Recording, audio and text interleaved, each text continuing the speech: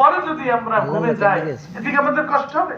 কে বা পুরুষ কি বা মহিলা, রাসূল পাক সাল্লাল্লাহু আলাইহি সাল্লামের সুপারিশ ছাড়া কেউ জান্নাতে যাইতে পারবে না। কি পারবো?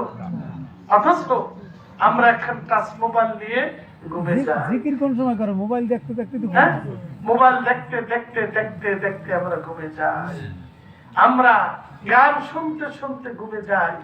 আমাদের কর্ণ শয়তানে নিয়ে গেছে, আমাদের চক্ষু শয়তানে নিয়ে গেছে, আমাদের হাত শয়তানের সুবুদ্ধা হয়ে গেছে, আমাদের সমস্ত অঙ্গ প্রত্যঙ্গ কিবা পুরুষ কিবা মহিলা দেখবেন 18 বছর 17 বছর 15 বছর 16 বছর ছেলে মেয়ে সবার হাতে হাতে একখানা মোবাইল মোবাইল রয়েছে, ছাপের বাক্স রয়েছে।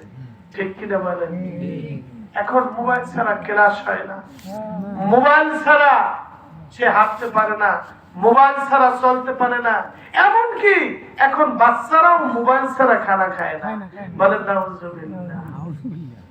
আমরা কোন পথে কোন রাস্তায় পৌঁছেছি? প্রত্যেকটা মুহূর্ত সময় প্রত্যেকের ঘরে ঘরে বাড়িতে বাড়িতে এই তালিম, কোরআনের তালিম, হাদিসের তালিম দিতে হয়। আজকে দেখেন কোরআন হাদিসে মজলিস করবেন, লোক পাবেন না।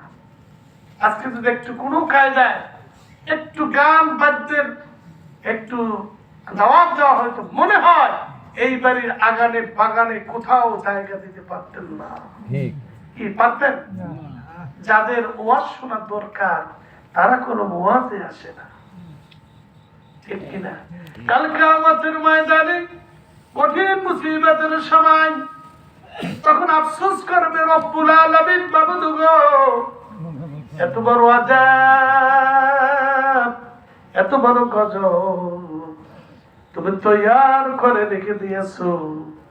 যদি বুঝতাম আরামের ঘুমকে হারাম করে দিয়ে আল্লাহ তোমাকে ডাকতাম। বলেন সুবহানাল্লাহ। কাল কিয়ামতের ময়দানে যখন কিয়ামতের ময়দানে